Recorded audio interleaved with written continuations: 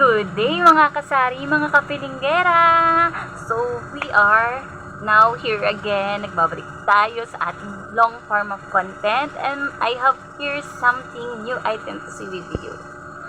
Ay, meron tayo ngayon dito. Look, guys! Sobrang tagal ko nang inantay nito, guys. Tignan nyo. Oh, wala nyo ano to. Guess what is this? Inside of this tub. Sobrang tagal ko na talagang hintay dito, guys. So, buksan na natin, guys. Ito siya, guys.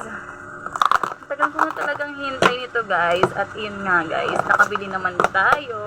So, ito siya. Uy, ang bango. Grabe.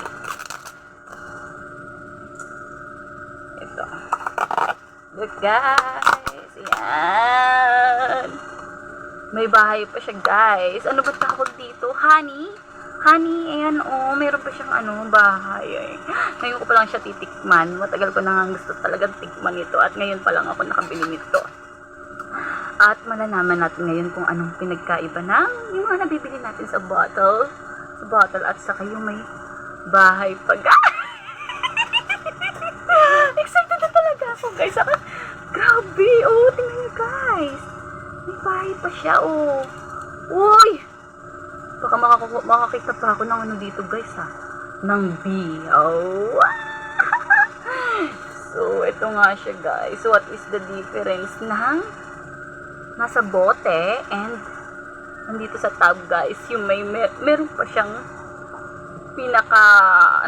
pinakalalagyanan. Ayan, oh, guys. See, nakikita nyo, guys. Oh!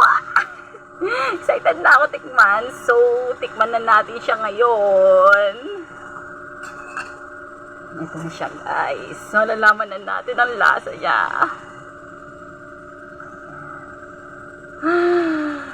Magkaamoy lang naman sila. Magkaamoy lang sila na nasa bote at saka ito. Ito na. This is the moment of truth. Tamis! Grabe! Parehas lang sila ng lasa.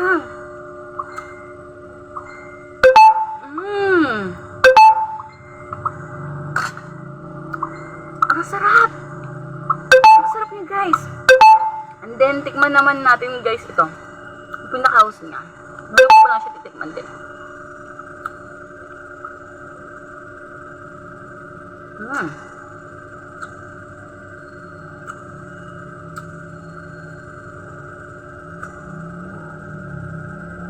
Grabe!